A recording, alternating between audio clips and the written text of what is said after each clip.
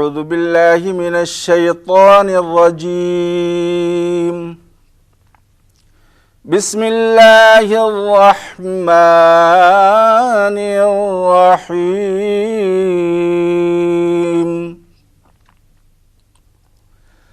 وَلَنَبْلُوَنَّكُمْ بِشَيْءٍ مِّنَ الْخَوْفِ وَالْجُوعِ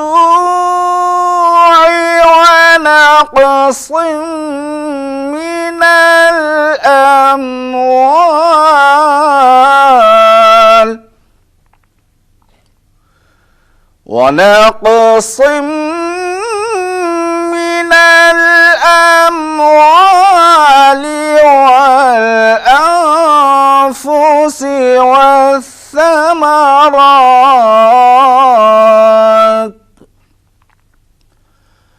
وبشر الصابرين.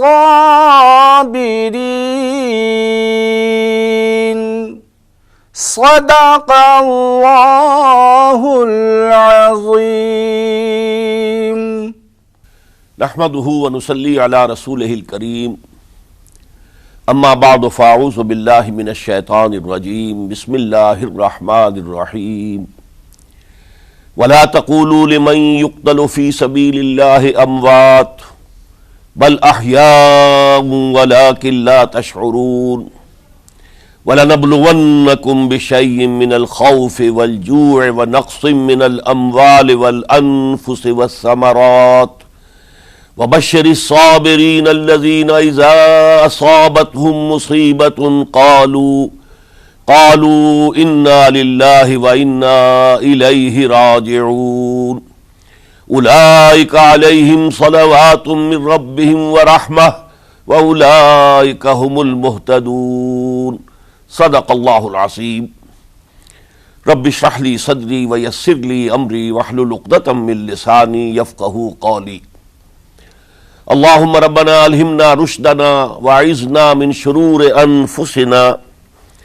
اللهم ارنا الحق حقا وارزقنا اتباعه وارنا الباطل باطلا وارزقنا اجتنابه. آمین یا رب العالمین.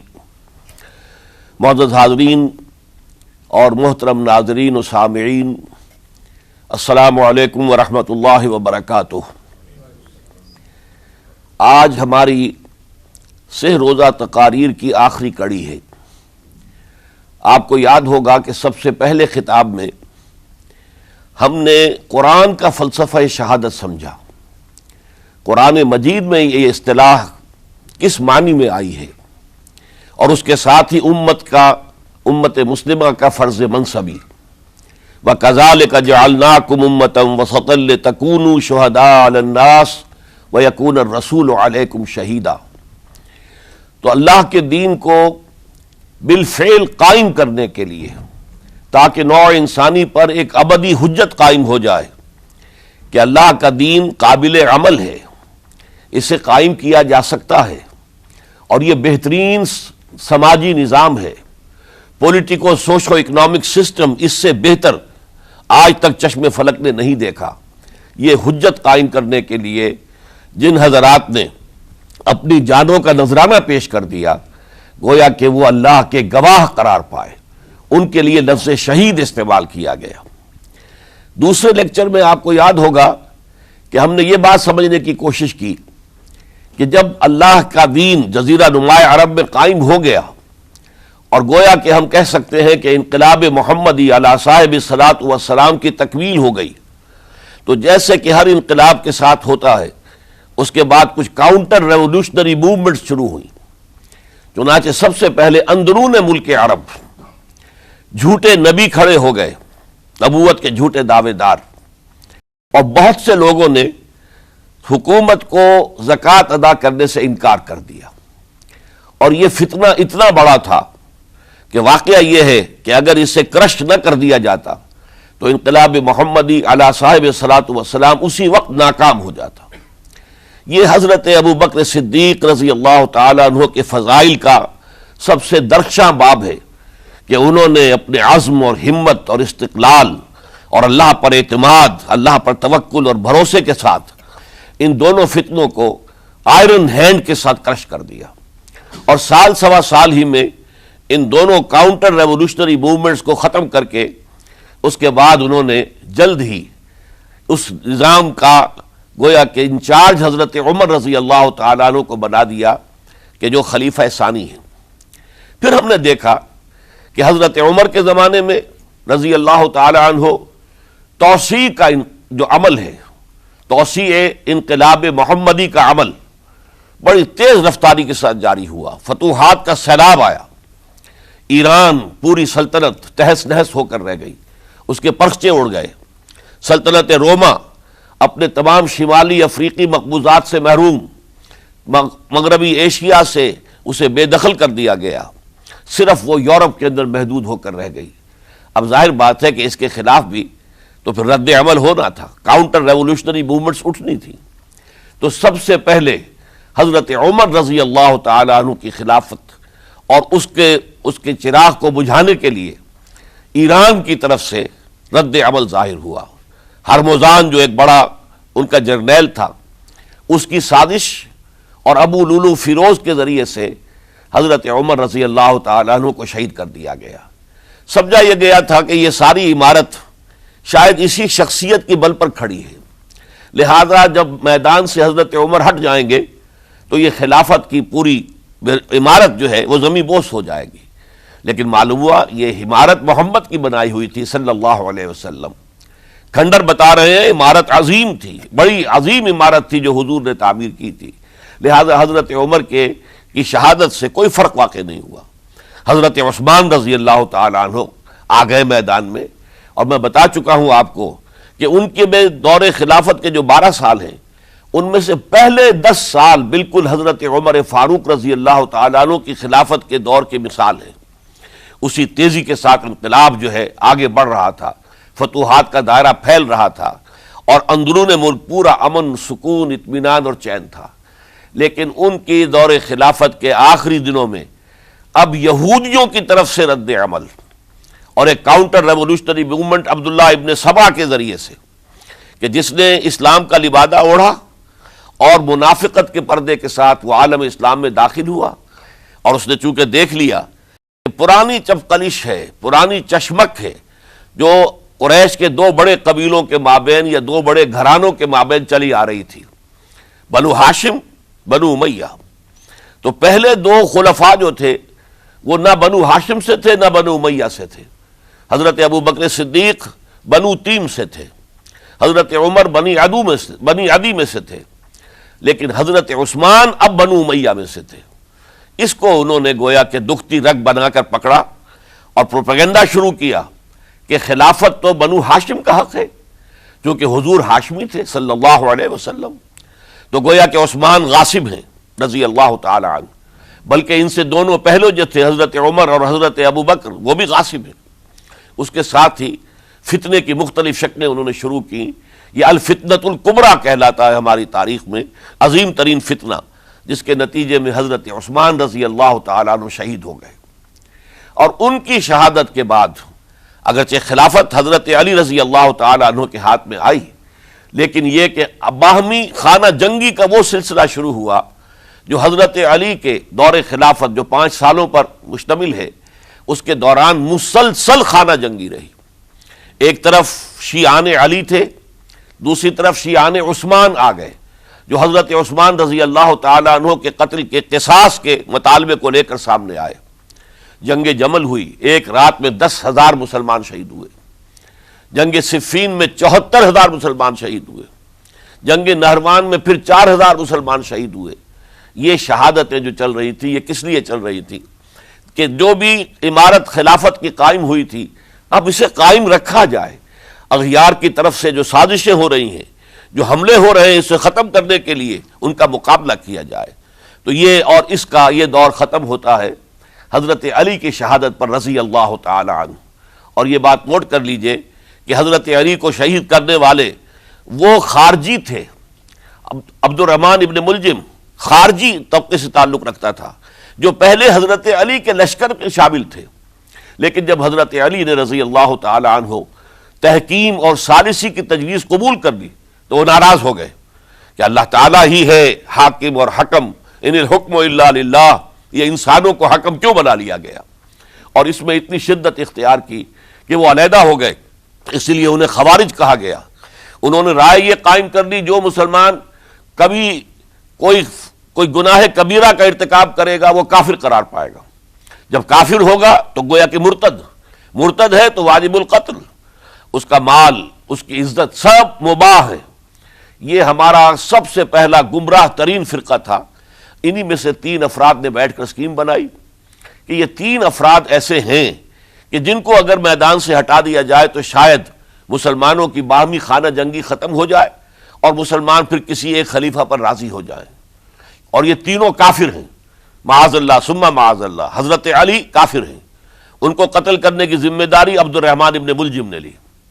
حضرت معاویہ قاتل ہیں، ان کے لیے کسی اور کو اسائن کیا گیا۔ عمرو بن العاص قاسم ہیں، ان کے لیے کسی اور کو اسائنمنٹ دی گئی۔ ہوا یہ کہ حضرت عمرو بن العاص وہ تو اس روز فجر کی نماز میں آئے نہیں، ان کی جگہ جو امام تھا وہ شہید کر دیا گیا۔ حضرت معاویہ رضی اللہ تعالی عنہ ان پر وار اوچھا پڑا، زخمی تو ہوئے لیکن یہ کہ پھر تندرست ہو گئے۔ حضرت علی رضی اللہ تعالی عنہ پر بہت کاری وار ہوا، اور حضرت علی رضی اللہ تعالی عنہ کی شہادت سن 35 ہجری میں ہو گئی۔ یہ جو خلافت راشدہ کا اختتام یا تو سن 35 ہجری میں حضرت علی کی شہادت سے سمجھا جائے گا، یا میری ذاتی رائے ہے کہ نہیں، اس میں حضرت حسن کا دور خلافت بھی شامل ہونا چاہیے۔ حضرت حسن کو کسی نے نامزد نہیں کیا تھا، نہ انہوں نے اپنی امیدواری کے ساتھ اپنے طاقت کے بل پر خلافت حاصل کی تھی، بلکہ حضرت علی سے جب یہ کہا گیا تھا کہ کیا ہم آپ کے بیٹے حسن کے ہاتھ پر بیعت کر لیں، تو انہوں نے فرمایا تھا کہ میں نہ تمہیں روکتا ہوں نہ حکم دیتا ہوں، یہ تمہارا معاملہ ہے، تم جسے مناسب سمجھو اس کے ہاتھ پر بیعت کر لو۔ حضرت حسن رضی اللہ تعالیٰ عنہ نے جن کے ہاتھ پر جو بیعت ہوئی، تو اب معاملہ یہ ہو گیا کہ امیر معاویہ رضی اللہ تعالی عنہ وہ ایک لشکر لے کر شام سے چلے۔ حضرت حسن 50,000 آدمیوں کے ساتھ ادھر سے نکلے، لیکن یہ ہے کہ انہیں محسوس ہو گیا تھا کہ میرے ساتھیوں میں ایسا فسادی عنصر بھی موجود ہے جو عبداللہ ابن سبا کے ساتھیوں میں سے، کہ وہ کسی اچھے کام کو پسند نہیں کرتا، لہذا انہوں نے پھر صلح کی پیشکش کی۔ حضرت معاویہ کو پیغام بھیجا کہ میں مصالحت چاہتا ہوں، بتائیے شرائط کیا ہیں۔ حضرت معاویہ نے بلینک پیپر بھیج دیا، سادہ کاغذ، کہ آپ جو شرائط چاہیں اس پر لکھ دیں، وہ مجھے قبول ہوں گے۔ حضرت حسن نے رضی اللہ تعالیٰ عنہ شرائط لکھ دی، حضرت معاویہ نے قبول کر لی، تو حضرت حسن دستبردار ہو گئے خلافت کے دعوے سے، اور اس کے بعد پھر حضرت امیر معاویہ کی خلافت کی بیعت کی گئی۔ اس سے پہلے انہوں نے خلافت کی بیعت نہیں لی تھی۔ یہ ہے سن 41 ہجری، اور اسے عام الجماع کہا جاتا ہے، یعنی یہ اختتام ہے مسلمانوں کی خانہ جنگی کے دور کا۔ پھر جمعیت ایک ہو گئی، پھر عالم اسلام متحد ہو گیا۔ اب پورا کا پورا عالم اسلام حضرت امیر معاویہ کے زیر خلافت تھا۔ اور حضرت امیر معاویہ کون ہیں؟ وہ خود ایک صحابی رسول ہیں، جلیل القدر صحابی رسول ہیں، اور آپ کو میں نے کل بھی بتایا تھا کہ حضرت معاویہ رضی اللہ تعالی عنہ کی ایک ہمشیرہ ام حبیبہ رضی اللہ تعالی عنہ حضور کے ازواج مطہرات میں سے ہیں، تو حضور کے گویا کے برادر نسبتی ہوئے۔ جو چند لوگ جو وحی کے لکھنے پر جو کاتبین وحی جو حضور نے مقرر کیے تھے، ان میں سے ایک حضرت معاویہ بھی ہے۔ پھر حضرت معاویہ کے لیے حضور کی دعا ہمیں ملتی ہے، اللہم اجعلہ ہادیا مہدیا، اے اللہ اسے ہادی ہدایت دینے والا بنا دے اور مہدی بنا دے جو ہدایت یافتہ ہو۔ تو یہ ان کی شان ہے۔ اور پھر یہ کہ ان کے زمانے میں جب عالم اسلام متحد ہو گیا، داخلی خلفشار ختم ہو گیا، تو فتوحات کا سلسلہ بھی دوبارہ جاری ہو گیا۔ حضرت علی رضی اللہ تعالیٰ عنہ کے 5 سالہ دور خلافت میں کوئی توسیع نہیں ہو سکی تھی دارالاسلام کی، کوئی مزید علاقے جو ہیں سلطنت اسلامی میں شامل نہیں کیے جا سکے تھے، اس لیے کہ سارا معاملہ تو داخلی خلفشار کا تھا۔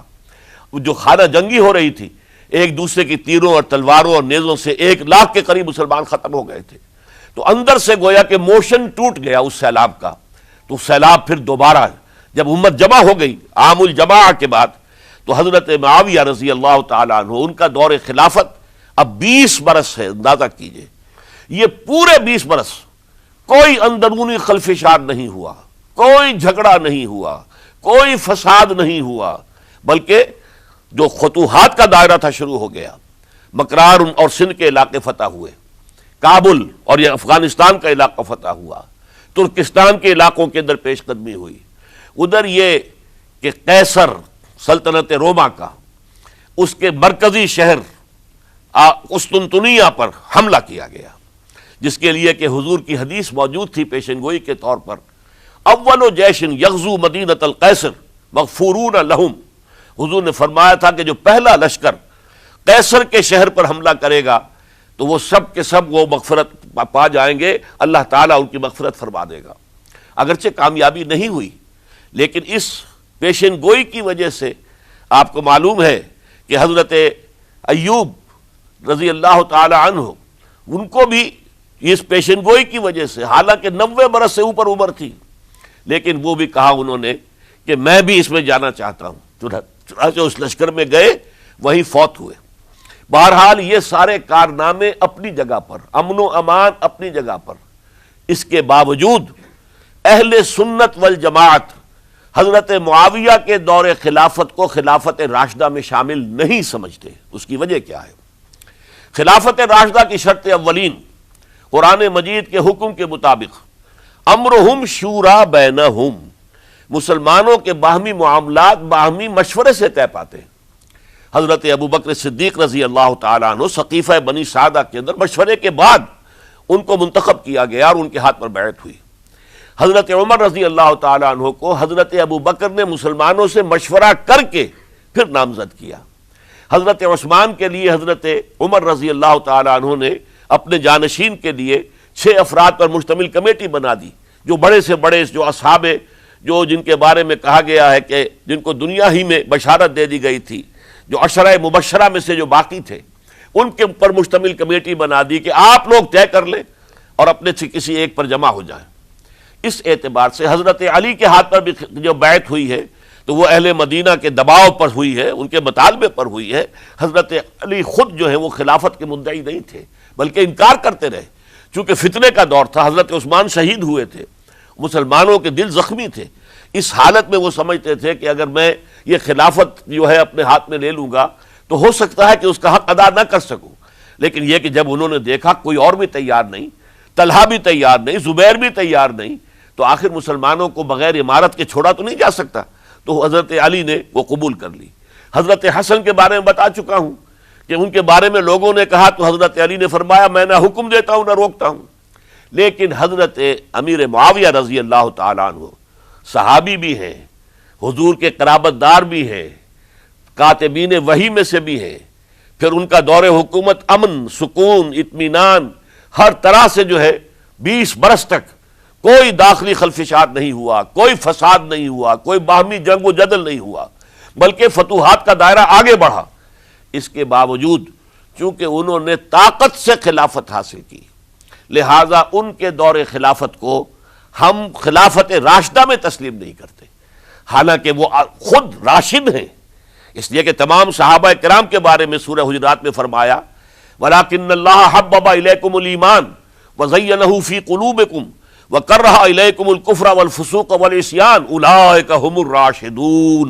تمام صحابہ کرام کی شان یہ ہے کہ اللہ تعالیٰ نے ان کے دلوں میں ایمان کو کھبو دیا ہے، ایمان ان کے دلوں میں رچ گیا ہے، بس گیا ہے، جم گیا ہے، اور کفر سے، فسق سے انہیں تبھی نفرت ہو گئی ہے، اور یہ سب کے سب راشدون ہیں، تو تمام صحابہ راشدون ہیں۔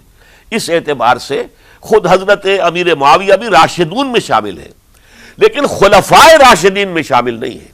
خلفائے راشدین عام طور پر تو ہم کہتے ہیں حضرت ابوبکر، حضرت عمر، حضرت عثمان، حضرت علی۔ میں نے اپنی ذاتی رائے، حقیر سی رائے عرض کی ہے، اس میں حضرت حسن کا دور بھی شامل ہونا چاہیے 6 مہینے کا، تب وہ 30 برس پورے ہوتے ہیں، جو حدیث میں آیا ہے کہ خلافت جو ہے وہ 30 برس رہے گی، اس کے بعد ملوکیت شروع ہو جائے گی۔ تو ملوکیت کا پہلا قدم یہ تھا کہ حضرت معاویہ نے طاقت سے بزور خلافت حاصل کی، اس لیے ان کو خلیفہ راشد ہم نہیں کہتے۔ البتہ یہ ضرور ہے کہ ان کا دور بہت پرسکون دور تھا۔ البتہ جب 10 برس گزر گئے حضرت معاویہ کے دور حکومت کو، اب میں یہاں لفظ خلافت کی بجائے دور حکومت استعمال کر رہا ہوں، جو کہ خلافت راشدہ سے ذرا اس کا فرق واضح ہو جائے۔ تو اس وقت ایک اور صحابی، جلیل القدر صحابی مغیرہ ابن شعبہ رضی اللہ تعالی عنہ، وہ حضرت معاویہ کے پاس آئے اور انہوں نے یہ کہا کہ دیکھیے، اگر آپ نے اپنے بعد اپنا جانشین نامزد نہ کیا تو ہو سکتا ہے پھر فسادات پیدا ہو جائے، پھر مختلف لوگ خلافت کا دعویٰ لے کر کھڑے ہو جائیں، پھر خانہ جنگی ہو جائے۔ 5 برس کی خانہ جنگی میں 1 لاکھ سے زیادہ مسلمان شہید ہو چکے ہیں، قتل ہو چکے ہیں، ہلاک ہو چکے ہیں۔ اب دوبارہ وہی دور نہ آ جائے، لہذا آپ اپنا جانشین نامزد کر دیجئے۔ امیر معاویہ ریلیکٹنٹ تھے، لیکن انہوں نے دلائل دیے، دلائل مضبوط تھے۔ انہوں نے کہا کہ اب کبار صحابہ دنیا سے رخصت ہو چکے، وہ جماعت کہ جن کی تربیت اور تزکیہ، جن کی تعلیم حضور نے خود کی تھی اور ان کو اندر سے پاک کر دیا تھا، ان کی نیتیں بالکل پاک ہو چکی تھی، کوئی نفسانیت ان میں نہیں رہی تھی، وہ جماعت تو اکثر و بیشتر اب ختم ہو چکی، فوت پا چکے، وفات ہو چکی۔ لہذا اب جو ہے اکثر و بیشتر نو مسلم ہیں جو بعد کے فتوحات کے ذریعے سے اسلام لائے ہیں، لہذا ان کے اندر نہ وہ پختگی ہے، نہ ان کے اندر وہ تقوی ہے، نہ تدین ہے، نہ اصول پرستی ہے۔ اسلام کی پوری تعلیمات جو ہیں وہ ان کے وجود کے اندر، ان کے شعور کے اندر گہری اتری ہوئی نہیں ہے۔ لہذا اب صورتحال وہ نہیں رہ سکے گی جو حضرت ابو بکر یا حضرت عمر یا حضرت عثمان یا حضرت علی کے زمانے میں تھی، لہذا آپ نامزد کیجئے۔ یہ بھی بتا دوں کہ مغیرہ ابن شعبہ کون تھے رضی اللہ تعالیٰ عنہ۔ نمبر 1 یہ کہ یہ اصحاب شجرہ میں شامل ہیں، جن 1400 یا 1800 افراد نے حضور سے بیعت کی تھی صلح حدیبیہ سے متصلاً قبل، اس درخت کے نیچے بیٹھ کر جس کے بارے میں سورہ فتح میں فرمایا گیا کہ لقد رضی اللہ عن المؤمنین اذ یبایعونک تحت الشجرہ، اللہ ان تمام اہل ایمان سے راضی ہو گیا جو ہے نبی صلی اللہ علیہ وسلم آپ کے دست مبارک پر بیعت کر رہے تھے اس درخت کے نیچے، ان میں سے موجود، ان میں یہ مغیرہ ابن شعبہ ہے۔ پھر مغیرہ ابن شعبہ وہ ہیں کہ حضرت علی اور امیر معاویہ ان کے درمیان جو خانہ جنگی ہوئی اس میں ہمیشہ حضرت علی کے ساتھ رہے، حضرت علی کے ہی وہ سپورٹر تھے، ان کے ساتھ تھے۔ اس پہلو سے اچھی طرح سمجھ لیجئے کہ یہ نہیں ہے کہ وہ در حقیقت کوئی پہلے سے وہ امیر معاویہ کے ساتھی تھے، نہیں، لیکن اب جو صورتحال وہ دیکھ رہے تھے، جہاں دیدہ انسان تھے، بہت بڑے سیاستدان تھے، جانتے تھے حالات کو، حالات کے نبض پر ان کا ہاتھ تھا، لہذا انہوں نے یہ مشورہ دیا اور پھر امیر معاویہ نے اس مشورے کو قبول کر لیا اور یزید کی ولی عہدی کا اعلان کر دیا۔ یہ بالکل مڈل ہے حضرت امیر معاویہ کے دور خلافت کا درمیان، یہ 10 سال جب ہو گئے تھے حضرت امیر معاویہ کی خلافت کو یا حکومت کو، تب یہ معاملہ پیش آیا اور یزید کے ہاتھ پر یہ بیعت ولی عہدی تمام جو بھی مختلف گورنرز تھے ان کے ذریعے سے کہہ دیا گیا اپنے اپنے علاقے کے لوگوں سے بیعت لے لو۔ یہ بیعت عام طور پر لوگوں نے کر لی، البتہ 5 شخصیتیں جو بہت نمایاں تھیں انہوں نے اس بیعت سے انکار کیا۔ ان میں کون تھے ذرا نوٹ کیجئے۔ حضرت ابو بکر فوت ہو چکے، ان کے بیٹے عبد الرحمن ابن ابی بکر۔ حضرت عمر فوت ہو چکے، ان کے بیٹے عبداللہ ابن عمر۔ حضرت زبیر فوت ہو چکے، ان کے بیٹے عبداللہ ابن زبیر۔ حضرت عباس فوت ہو چکے، ان کے بیٹے عبداللہ ابن عباس۔ حضرت علی شہید ہو چکے، ان کے بیٹے حسین ابن علی رضی اللہ تعالی عنہم اجمعین۔ یہ 5 جو امت کے بہت بڑے 5 افراد کے گویا کے وہ چشم و چراغ تھے ان گھرانوں کے، انہوں نے انکار کیا۔ اور ان میں خاص طور پر عبد الرحمن ابن ابی بکر نے یہ جملہ کہا کہ تم چاہتے ہو کہ قیصر و کسریٰ کی سنت پر عمل کرو کہ باپ کے بعد بیٹا حاکم بن جائے، یعنی ایک قدم تو خلافت کا نظام پہلے ہی نیچے اتر چکا۔ مشاورت سے تو حضرت امیر معاویہ کا بھی جو نسب ہوا ہے وہ مشاورت سے نہیں ہوا۔ ایک درجے میں وہ جو اللہ تعالیٰ کے رسول نے عمارت بنائی تھی شاندار، اس خلافت کا جو سیاسی نظام تھا اس میں ایک تو کڑی آ چکی زوال کی کہ ایک شخص نے طاقت کے ذریعے سے خلافت حاصل کر لی۔ اب اس کی اگلی کڑی لانا چاہتے ہو کہ قیصر و کسریٰ کے طریقے سے خاندان کے اندر، ایک قبیلے کے اندر یہ خلافت جو ہے یا حکومت جو ہے نسل بعد نسل، باپ کے بعد بیٹا اور بیٹے کے بعد پوتا، اس کو ہم کبھی گوارا نہیں کریں گے۔ حضرت امیر معاویہ بہت دانشمند انسان تھے، انہوں نے ان پانچوں حضرات پر کوئی تشدد نہیں کیا، کوئی جبر نہیں کیا، بلکہ رہنے دیا، ٹھیک ہے یہ بیعت نہیں کر رہے، ابھی تو بیعت ولی عہدی ہے، کوئی حرج نہیں۔ لہذا کوئی جھگڑا، کوئی اس وجہ سے کوئی فساد، اس بنا پر کوئی جنگ نہیں ہوئی۔ 10 سال گزر گئے، یعنی 10 سال تک یزید ولی عہد رہا ہے، 10 سال تک، اور اس سوائے ان 5 بڑی شخصیتوں کے جو پوری امت تھی، عوام الناس تھے، ان سب نے اسے قبول کیا۔ یہ صورتحال اب جب پیدا ہوئی جب حضرت امیر معاویہ کا انتقال ہو گیا، یہ سن 60 ہجری ہے، اب سوال پیدا ہوا کہ وہ ولی عہدی کی بیعت اب بیعت خلافت میں منتقل ہو جائے گی۔ لہذا پھر یہ ہوا کہ سب لوگوں سے، سب گورنروں کو لکھ دیا گیا تمام صوبوں کے اندر کہ اپنے اپنے لوگوں سے بیعت لے لو۔ ظاہر بات ہے کہ وہاں کوئی ریفرنڈم نہیں ہوتا تھا، کوئی ووٹ نہیں ہوتے تھے کہ اس کی پرچیاں ڈالی جا رہی ہوں، ایک ایک شخص سے رائے لینا نہیں ہوتی تھی، بلکہ اس وقت کی جمہوریت یہ تھی اور شورائیت یہ تھی کہ ڈفرنٹ کلینز ہیں، ڈفرنٹ فیملیز ہیں، ڈفرنٹ ٹرائبز ہیں، ان کے سردار، ان کے بڑے لوگ، ان کے اہم لوگ بیعت کر لیں تو گویا کہ سب کی بیعت ہو گئی۔ وہ ایک قبائلی نظام تھا، اور اس میں یہ نہیں تھا نظام کے ووٹ بنے ہوئے ہوں اور اس کی پرچیاں ڈالی جا رہی ہوں۔ تو تمام عالم اسلام نے گویا کہ بیعت قبول کر لی اب یزید کی بحیثیت خلیفہ۔ اب وہ جو 5 آدمی تھے ان میں سے ایک فوت ہو چکے تھے، حضرت عبد الرحمن ابن ابی بکر رضی اللہ تعالی عنہما، دونوں فوت ہو گئے، لیکن باقی 4 رہ گئے۔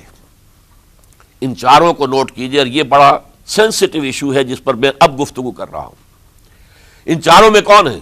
عبداللہ ابن عباس، عمر میں سب سے بڑے وہ ہیں، اور ان کی شان یہ ہے کہ انہیں حبر الامہ کہا گیا ہے، امت کے سب سے بڑے عالم، اور قرآن مجید کے وہ سب سے پہلے مفسر ہیں۔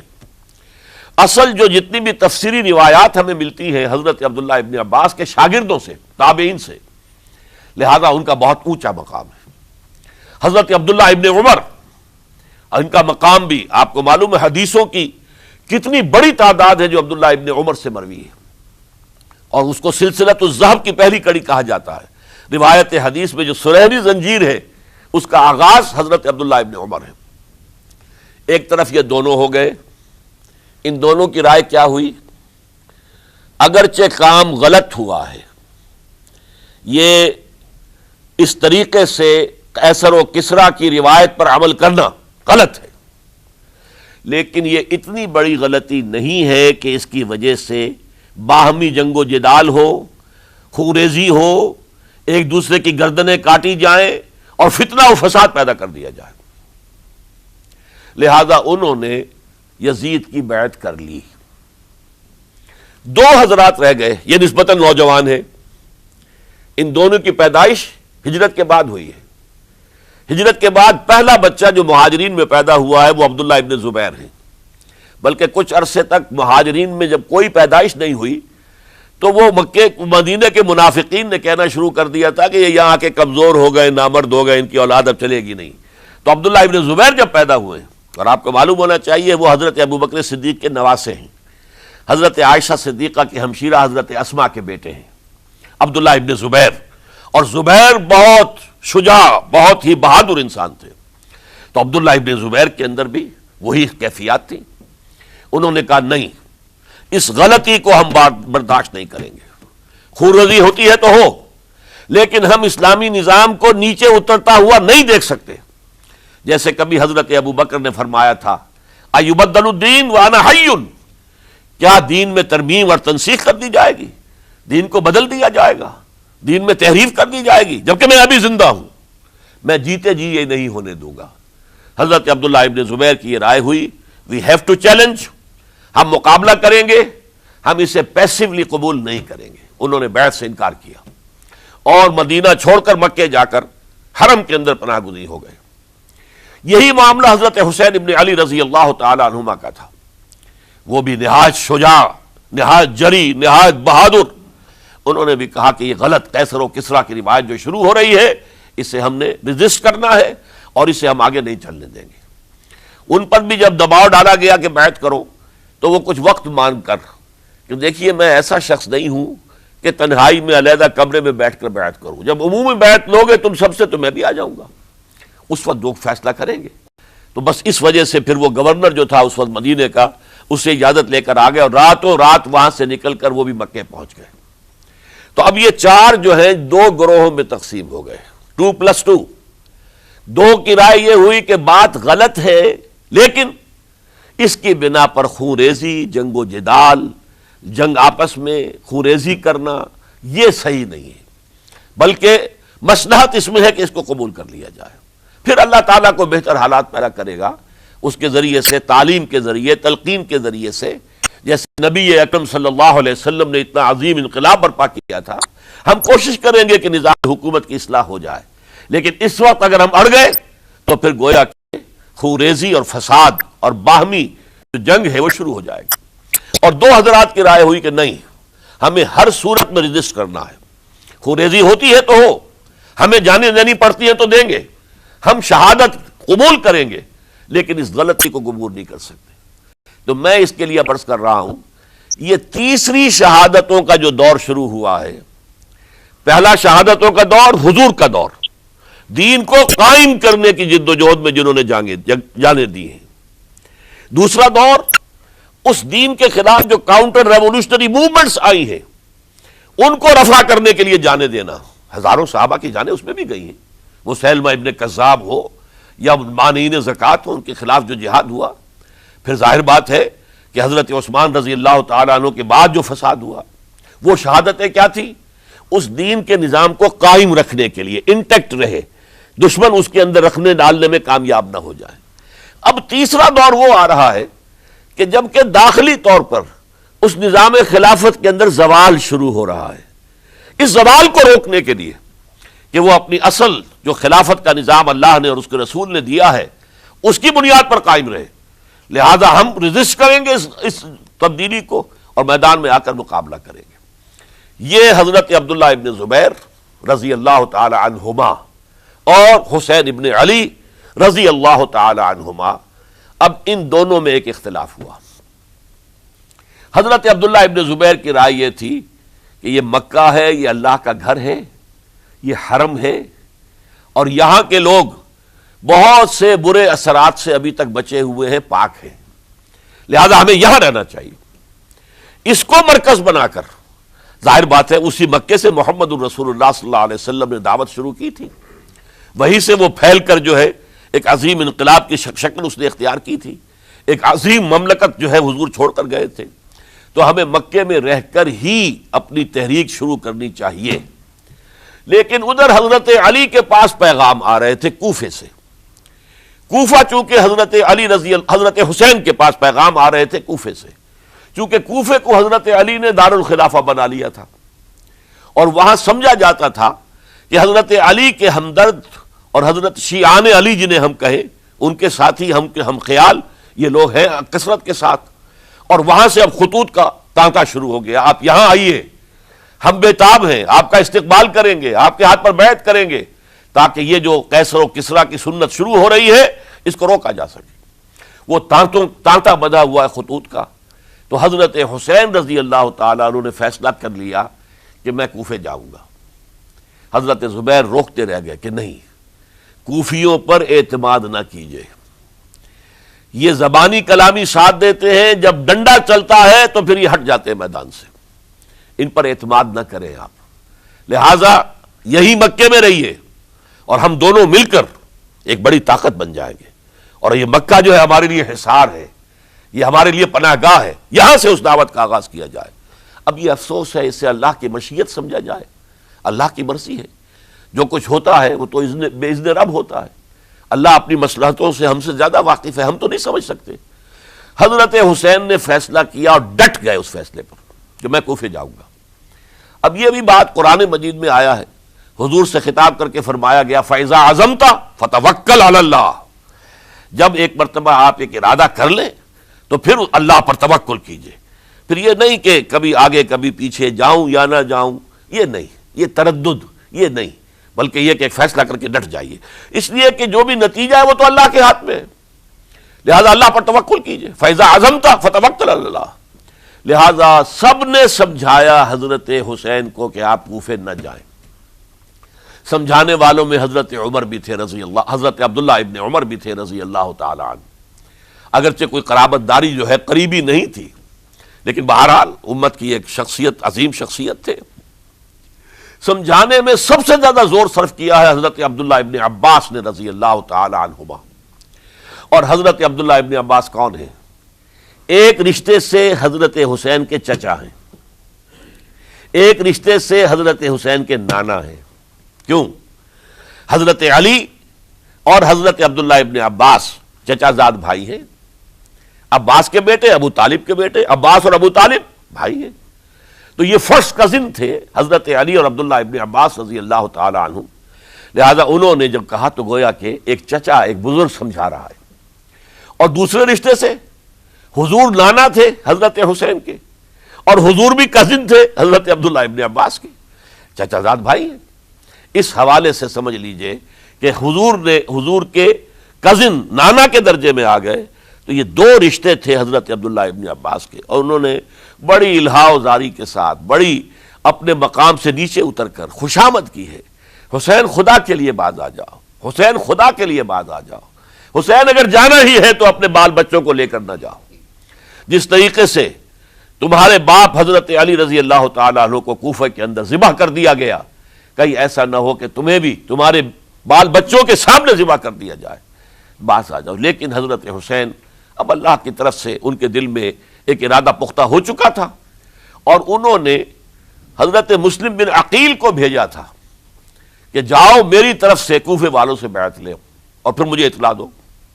وہ گئے، وہاں 12,000 افراد نے بیعت کر لی۔ اب ان کا خط آ گیا کہ یہاں تو فضا بالکل ہموار ہے، اتنے لوگوں نے بیعت کی ہے، باقی بھی جیسے ہی آپ سامنے آ جائیں گے سب بیعت کر لیں گے، لہذا یہاں پر وہ ریزسٹنس کے لیے گویا کہ ہمارے پاس طاقت اس کوفے کے اندر بہت مضبوط طاقت ہوگی کہ ہم یزید کی حکومت کے خلاف ریزسٹ کر سکیں۔ اس کے بعد ہوا کیا؟ یزید نے عبید اللہ ابن زیاد کو گورنر بنا کر بھیج دیا۔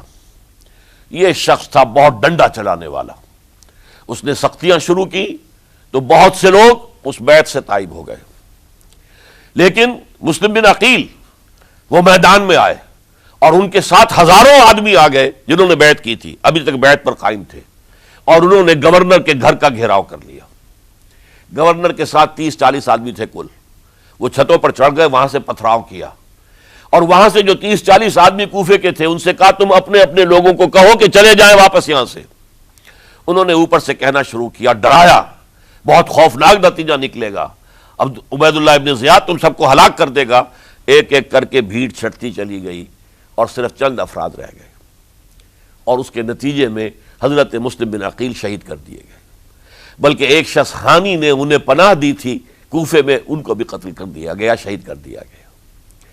اس پر یہ ہے کہ انہوں نے ایک شخص کے ذریعے سے پیغام دیا قتل کیے جانے سے پہلے کہ دیکھو میرا تو وقت آ گیا ہے، میں تو اب قتل ہو جاؤں گا، شہید کر دیا جاؤں گا، تو میرا پیغام حسین تک پہنچا دو رضی اللہ تعالی عنہ کہ یہاں یہ بغاوت ہو گئی۔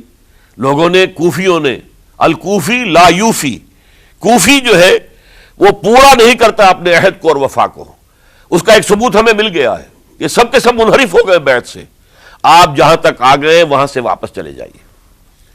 جب حضرت حسین کے پاس یہ پیغام پہنچا اور انہوں نے ارادہ کیا کہ ٹھیک ہے یہ تو حالات بدل گئے، لہذا واپس چلنا چاہیے، شاید عبداللہ ابن زبیر کی رائے ہی صحیح ہے، ہمیں مکے ہی میں بیٹھ کر کام کرنا چاہیے، لیکن اب جو ہے عرب کا ایک خاص مزاج ہے۔ حضرت مسلم بن عقیل کے بیٹے آڑے آ گئے، اب ہم اپنے باپ کے خون کا قصاص لیے بغیر نہیں جائیں گے، اور حضرت حسین رضی اللہ تعالیٰ عنہ بامروت انسان، شریف النفس انسان، کیسے ممکن تھا غیرت مند غیور انسان وہ کیسے ان کی بات کو رد کر دیتا؟ لہذا اچھا چلو چلتے ہیں کوفے کی طرف۔ آگے بڑھتے چلے گئے، کربلا میں پہنچ گئے، جو کچھ وہاں ہوا ہے پھر آپ کو معلوم ہے۔ اس میں یہ بات ہے، پہلے 1000 کا لشکر بھیجا تھا عبید اللہ ابن زیاد نے، اس پر حضرت حسین رضی اللہ تعالیٰ عنہ نے جو باتیں کہیں وہ کچھ اثر انداز ہو گئی۔ ان کا افسر جو تھا حر بن یزید تمیمی، وہ بعد میں حضرت حسین کا حامی ہو گیا، اور حضرت حسین کے ساتھ ہی اس کو بھی شہادت نصیب ہوئی۔ پھر دوسرے کو بھیجا عمرو ابن سعد. عمرو ابن سعد بھی ایک بڑی عظیم شخصیت کا بیٹا تھا. حضرت سعد ابن ابی وقاص جو فاتح ایران تھے اور جن کو غزوہ احد کے موقع پر حضور نے فرمایا تھا کہ اے سعد تیر چلاؤ میرے ماں باپ تم پر قربان ہوں. جبکہ احد میں گھیراؤ کر لیا تھا حضور کا اور کفار قتل کرنے کے لیے ہجوم کر رہے تھے اور کچھ حضرات تیر چلا چلا کے انہیں پھینک رہے تھے، دور جو ہے ہٹا رہے تھے. ان میں سے حضرت سعد ابن ابی وقاص بھی تھے. پھر وہ فاتح ایران تھے، اسی لیے گورنر بن گئے تھے ایران کے. سعد جو ہے ان کا بیٹے یہ عمرو جو ہے یہ اب ایک بڑے صوبے کا گورنر بھی تھا. اس وقت 4000 آدمی دے کر بھیجا. وہ بھی نرمی کرتا رہا، اس نے کوئی تشدد نہیں کیا. اس کے اندر بہرحال اپنے عظیم باپ کے خون کا کچھ اثر تھا. لیکن یہ کہ پھر ابن زیاد کو اطلاع مل گئی کہ عمرو ابن سعد جو ہے وہ تو لے تو لال کر رہا ہے، حملہ نہیں کر رہا، قتل نہیں کر رہا، بلکہ یہ کہ وہ تو اس راستہ بھی دینے کے لیے تیار ہے کہ نہ مدینے کی طرف جائیے اور نہ آپ مکے کی طرف جائیے، نہ کوفے کی طرف جائیے، بلکہ آپ چاہے تو دمشق چلے جائیں، یزید سے اپنا معاملہ کر لیں. اس پر ابن زیاد نے پھر وہاں سے خط لکھا ہے میں نے تمہیں اس کام کے لیے بھیجا تھا، میں نے تمہیں حکم دیا تھا حسین سے میری بیعت لو، یعنی میری بیعت کے ذریعے یزید کی بیعت لو اور اسے پکڑ کر لا کر میرے سامنے پیش کرو. لہذا پھر اس نے ایک بہت خونخوار شخص کو زیادہ فوج دے کر بھیجا ہے اور وہ جو ہے اس نے آ کر جو ہے شمر نے پھر اس نے فیصلہ کن معاملہ کیا. حضرت حسین رضی اللہ تعالیٰ عنہ نے ان دنوں میں جو وہاں گزرے ہیں جتنے بھی کوفی آئے ہوئے تھے نا، اکثر و بیشتر تو کوفے کے لوگ تھے، ان سے کہا کہ میں خود نہیں آیا، تم نے مجھے بلایا تھا. اے فلاں ابن فلاں کیا تم نے مجھے خط نہیں لکھا تھا کہ آؤ؟ اے فلاں ابن فلاں کیا تم نے مجھے پیغام نہیں بھیجا تھا کہ یہاں تشریف لائیے؟ اور دیکھو میرے پاس تمہارے خطوط موجود ہیں. وہ ایک تھیلا جس میں کہ خطوط ہے وہ بھی لا کے میدان میں رکھ دیا. یہ حضرت حسین رضی اللہ تعالیٰ عنہ کی شرافت اور اپنی صاف دلی. کوئی اس کے اندر عیاری نہیں تھی ان کے اندر، معاذ اللہ ثم معاذ اللہ. لیکن یہ کہ اس کا نتیجہ اچھا نہیں نکلا. نتیجہ کیا نکلا؟ اب انہیں پتا چل گیا کوفیوں کو اگر اب حسین زندہ دمشق پہنچ گئے یزید کے پاس تو یہ ہم سب کا بھاڑا پھوڑ دیں گے، ہماری شامت آ جائے گی. لہذا اب تو کسی صورت انہیں زندہ نہیں رہنے دینا. یہ ایک بڑا اہم واقعہ نوٹ کر لیجئے اس کو، اس لیے کہ حضرت حسین نے ایک ایک کا نام لے کر اے فلاں ابن فلاں، اے فلاں ابن فلاں، اے فلاں ابن فلاں کیا تم نے خط نہیں لکھا تھا؟ کیا تمہارا پیغام نہیں تھا؟ اب انہوں نے دیکھا کہ یہ بھانڈا اگر یزید کے ہاں جا کر پھوڑ دیا گیا تو پھر ہماری خیر نہیں ہوگی. یہی وجہ ہے حضرت حسین کو شہید کرنے کے بعد، یہ نوٹ کر لیجئے، 72 آدمی تھے کل، جس کو کہہ لیں لشکر حضرت حسین کا رضی اللہ تعالیٰ عنہ. ان میں سے 20 خاندان بنی ہاشم کے چشم و چراغ تھے. وہ بڑی بہادری سے لڑے ہیں، بڑی بہادری سے لڑے، ایک ایک نے لڑ کر جان دی ہے. بہت سو کو مارا ہے. یقاتلون فی سبیل اللہ فیقتلون ویقتلون، قتل کر بھی رہے تھے، قتل ہو بھی رہے تھے، ایک ایک کر کے قتل ہو رہے تھے، شہید ہو رہے تھے. 20 جو ہے خاندان بنی ہاشم میں سے شہید ہوئے ہیں. حضرت حسین رضی اللہ تعالیٰ عنہ کا ایک بہت ہی انفنٹ چھوٹا بچہ وہ بھی شہید ہوا ہے. باقی سب مرد، تمام مرد، سوائے ایک حضرت حسین کے بیٹے حضرت علی بن حسین زین العابدین کہلائے بعد میں. وہ بیمار تھے، وہ جنگ میں حصہ نہیں لے سکتے تھے، وہ بچ گئے صرف. اچھا حضرت حسین شہید ہو گئے. یہ ہے 10 محرم الحرام سن 61 ہجری. کیا مطلب ہے؟ حضور کے انتقال کے ٹھیک 50 برس بعد، سن 11 ہجری میں حضور کا انتقال اور سن 61 ہجری میں حضور کے نواسے اور جن کے بارے میں حضور نے فرمایا سیدہ شباب اہل الجنہ، حضرت حسین شہید کر دیے گئے. اور اس کے بعد اس لشکر نے خیموں کو آگ لگا دی. یہاں نکتہ سمجھ لیجیے آگ کیوں لگائی. انہیں معلوم تھا ہمارے خلاف ڈاکومنٹری پروف موجود ہے وہاں پر، وہ ہمارے خطوط کے تھیلے وہاں موجود ہیں. اگر وہ باقی رہ گئے تو ہماری شامت آ جائے گی، ہمیں کون بچائے گا. ورنہ ظاہر بات ہے کہ اگر تو وہ دشمنی کے انداز میں بات ہوتی تو خواتین کی بھی بے حرمتی کی گئی ہوتی، لیکن نہیں، کسی نے، ظاہر بات ہے کہ خان وعدہ نبوت کہ کسی خاتون کی بے حرمتی نہیں کی، قطعاً نہیں کی، قطعاً نہیں کی، قطعاً نہیں کی، لیکن خیمے جلانا ان کی ضرورت تھی تاکہ وہ ریکارڈ جو ہے ان کا وہ تلف ہو جائے، سارے خطوط جو ہیں وہ جل جائیں تاکہ ان کے خلاف ثبوت باقی نہ رہے۔ یہ عظیم سانحہ کربلا ہے۔ اب چونکہ یہ ہماری تاریخ کے ان واقعات میں سے ہے جس پر بہت کچھ اختلافات ہیں، مختلف گروہوں کی تعبیرات بہت مختلف ہیں۔ ایک طرف اہل تشیع کا اپنا بیان ہے، دوسری طرف اہل سنت کا ایک اجماعی بیان ہے، تیسری طرف کچھ ایسے لوگ پیدا ہو گئے ہیں جو حضرت حسین رضی اللہ تعالیٰ عنہ پر الزام لگا رہے ہیں اہل سنت میں سے کہ وہ تو حکومت کے طالب تھے، اقتدار کے خواہش مند تھے، واجب القتل تھے۔ معاذ اللہ ثم معاذ اللہ ثم معاذ اللہ۔ حضرت حسین اگرچہ صغار صحابہ میں سے تھے، یعنی حضور کی حیات طیبہ میں ابھی چھوٹے بچے تھے، لیکن ان کا شمار صحابہ میں ہے، اور پھر یہ وہ شخص ہے جو حضور کی گود میں کھیلا ہے، یہ وہ ہے جو حضور کے شانوں کے اوپر جس نے سواری کی ہے۔ علامہ اقبال نے جیسے حضرت اسماعیل کے لیے کہا ہے کہ وہ فیضان نظر تھا یا کہ مکتب کی کرامت تھی، سکھائے کس نے اسماعیل کو آداب فرزندی۔ ظاہر بات ہے حضرت اسماعیل کسی اسکول اور مدرسے دارالعلوم میں پڑھے نہیں تھے کہ وہاں پتہ چلتا کہ والد کا حق کیا ہے۔ یہ فیضان نصر تھا، ابراہیم کی نگاہ کا یہ فیضان تھا کہ بیٹے کے اندر وہ جذبہ پیدا ہوا کہ یا ابت افعل ما تؤمر، ابا جان جو خواب آپ دیکھ رہے ہیں اور جو حکم آپ کو اس خواب کے ذریعے مل رہا آپ کر گزریے، ستجدنی انشاءاللہ من الصابرین۔ تو اسماعیل کا معاملہ اگر یہ تھا فیضان نظر سے، تو حضرت اسماعیل تو حضرت ابراہیم کے پاس زیادہ رہے بھی نہیں، وہ تو مکے میں رہے۔ حضرت عثمان جو حضرت ابراہیم تو شام میں رہتے تھے، کبھی کبھی آ جاتے تھے، بس اس سے زیادہ معاملہ نہیں تھا۔ وہ فیضان نظر حضرت اسماعیل کو تھا، تو حضور صلی اللہ علیہ وسلم کا فیضان نظر کتنا ہوگا اس کا آپ اندازہ کیجئے۔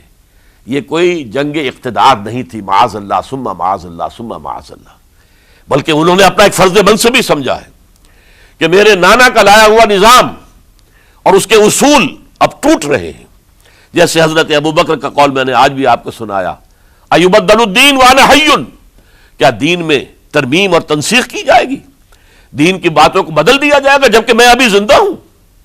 اسی طریقے سے گویا کہ زبان حال سے حضرت حسین اور عبداللہ ابن زبیر رضی اللہ تعالی عنہم ان دونوں نے یہ فیصلہ کیا کہ ہم روکیں گے اس کو۔ آپ اختلاف کر سکتے ہیں کہ حضرت حسین کی رائے صحیح تھی یا حضرت عبداللہ ابن عباس کی رائے صحیح تھی، یہ کہہ سکتے ہیں آپ، لیکن کسی کی نیت پر حملہ نہیں کر سکتے۔ اسی طریقے سے بعض لوگ جو ہے حضرت عبداللہ ابن عباس، عبداللہ ابن عمر، ان کی نیتوں پر حملہ کرتے ہیں۔ ان کو تو یزید نے دولت سے خرید لیا تھا، معاذ اللہ ثم معاذ اللہ ثم معاذ اللہ۔ یہ دونوں جلیل القدر صحابہ ہیں، یہ تو صغار صحابہ میں سے نہیں ہیں، یہ جوان تھے پورے حضور کے زمانے میں، جنگوں میں حصہ لیا ہے۔ حضرت عبداللہ ابن عمر نے، عبداللہ ابن عباس نے رضی اللہ تعالیٰ عنہما، انہیں کوئی رقم نہیں خرید سکتی تھی، کوئی دولت نہیں خرید سکتی تھی۔ جو رائے انہوں نے قائم کی دیانتاً قائم کی۔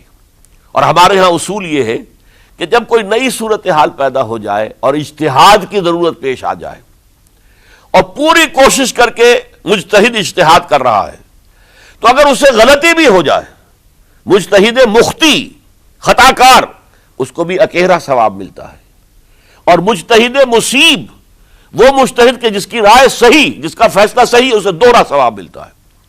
تو ان کے مابین ایک اختلاف رائے کا ہوا، اجتہاد کا ہوا۔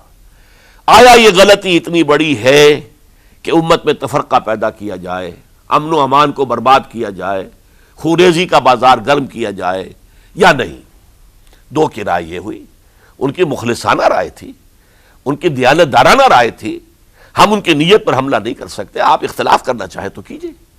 اسی طرح حضرت عبداللہ ابن زبیر اور حضرت حسین ابن علی رضی اللہ تعالی عنہ، ظاہر بات ہے کہ ان کا بھی ایک اجتہادی رائے تھی کہ نہیں، یہ دین کے نظام کے اندر بہت بڑا رکھنا پڑ رہا ہے، یہ تو اب قیصر و کسریٰ کی سنت شروع ہو رہی ہے، یہ اسلام کے دین کے اوپر طریقہ نہیں، عمل نہیں ہو رہا ہے، تو ہم اسے اپنی جانوں کا نذرانہ دے کر بھی اسے روکیں گے، روکنے کی کوشش کریں گے، رکے نہ رکے ہم اپنی جانیں دے دیں گے۔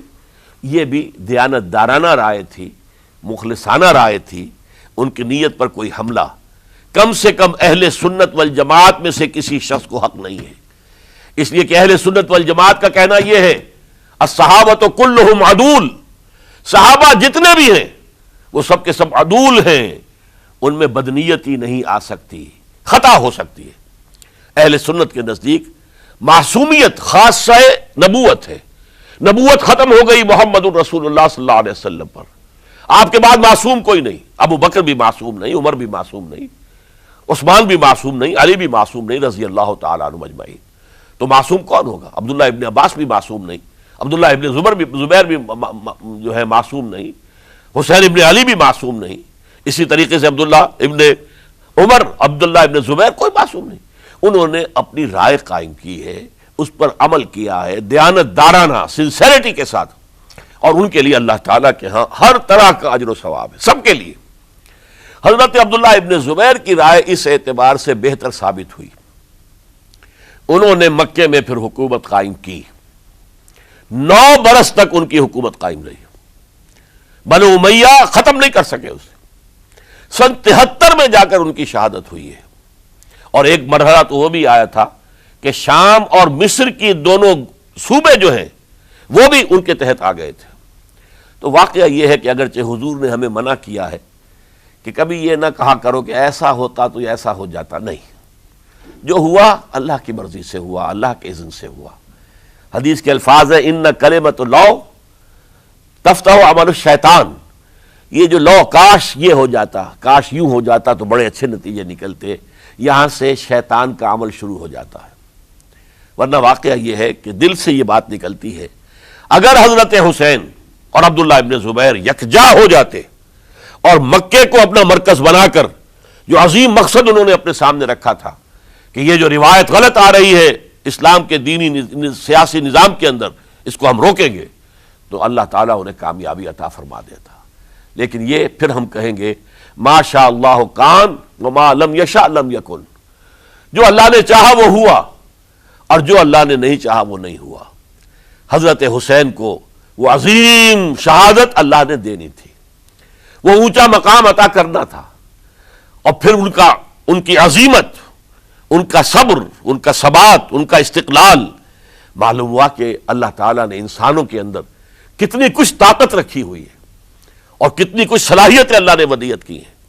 وہ جس طرح ڈٹے رہے، کھڑے رہے، واقعہ یہ ہے کہ وہ بھی نوع انسانی کے لیے ہمیشہ کے لیے ایک سبق ہے، اور وہ سبق یہ ہے کہ آپ حق، جو بھی آپ حق سمجھیں اس حق کے اوپر ڈٹ کر کھڑے ہو جائیں، اور اس میں پرواہ نہ کیجئے کہ آپ کی نفری کم ہے یا آپ کے ساتھ تعداد زیادہ، کوئی خیال نہ کیجئے، اس کے فکر نہ کیجئے کہ حالات ادھر ہیں یا ادھر ہیں، حالات سازگار آپ کے دشمن کے ساتھ ہیں یا آپ کے ساتھ ہیں، کوئی فکر نہ کیجئے۔ حق حق ہے، اس کا ساتھ دینا لازم ہے، اس کے لیے جان دے دینا یہ سب سے بڑی کامیابی ہے۔ وَلَا تَقُولُوا لِمَن يُقْتَلُ فِي سَبِيلِ اللَّهِ اموات، ہرگز نہ کہنا ان کو جو اللہ کی راہ میں قتل ہو جائیں کہ وہ مردہ ہیں، بل احیاء، وہ تو زندہ ہے، ولیکن لا تشعرون، تمہیں شعور نہیں ہے۔ وَلَنَبْلُوَنَّكُمْ، اب یہ تمام مسلمانوں سے خطاب ہو رہا ہے، ہم تمہیں لازماً آزمائیں گے، بِشَيْءٍ مِّنَ الْخَوْفِ، خوف سے، وَالْجُوعِ، اور بھوک اور فقر و فاقے سے۔ حضرت حسین اور ان کے ساتھیوں کو پیاس کے ذریعے سے آزمایا گیا ہے، حالانکہ دریا دور نہیں ہے لیکن پانی بند کر دیا گیا، کیسی کیسی شدت اور کیسے کیسے سخت حالات کا سامنا کیا، لیکن جھکے نہیں، گردن نہیں جھکی، ڈٹے رہے اپنے موقف کے اوپر۔ وَلَنَبْلُوَنَّكُمْ بِشَيْءٍ مِّنَ الْخَوْفِ وَالْجُوعِ وَنَقْصٍ مِّنَ الْأَمْوَالِ وَالْأَنفُسِ وَالثَّمَرَاتِ، اور ہم تمہیں جانی اور مالی نقصانات کے ذریعے سے آزمائیں گے۔ وَبَشِّرِ الصَّابِرِينَ، اور اے نبی بشارت دے دیجئے صبر کرنے والوں کو۔ الَّذِينَ إِذَا أَصَابَتْهُمْ مُصِيبَةٌ، وہ کہ جن کو اگر کوئی مصیبت آئے، ان پر نازل ہو جائے، قالوا، تو وہ کہیں گے اِنَّا لِلَّهِ وَإِنَّا إِلَيْهِ رَاجِعُونَ، ہم اللہ ہی کے ہیں، اللہ ہی کی طرف ہمیں لوٹ جانا ہے۔ أُولَئِكَ عَلَيْهِمْ صَلَوَاتٌ مِّن رَّبِّهِمْ وَرَحْمَةٌ، یہ ہیں وہ جن پر ان کے رب کی طرف سے صلوات ہیں، درود ہے اور رحمت ہے، وَأُولَٰئِكَ هُمُ الْمُهْتَدُونَ، اور یہی ہدایت یافتہ ہیں۔ اللہم ربنا اجعلنا منہم، اللہم ربنا اجعلنا منہم۔ میرے اور آپ کے لیے سبق یہ ہے، صرف حضرت حسین کا کوئی دن منا لینا یہ نہیں، ٹھیک ہے یاد تازہ کیجئے، بہت اچھی بات ہے، لیکن اس کا نتیجہ یہ نکلنا چاہیے کہ اگر حضرت حسین نے اپنی ہی نہیں، اپنے خاندان کی، اپنے اعزاء و اقربا کی، اپنے ساتھیوں کی جانوں کی قربانی پیش کر دی حق کے لیے، تو ہمیں بھی فیصلہ اور سبق یہ لینا چاہیے کہ ہمیں حق کا ساتھ دینا ہے، ہر سے بعد چاہے اس کے نتائج کچھ بھی نکلے۔ اقول قولی ھذا واستغفر اللہ لی ولکم ولسائر المسلمین والمسلمات۔ جسے دیکھنی ہو جنت وہ نبی کے در سے گزرے، وہ جدھر سے گزرے یہ ادھر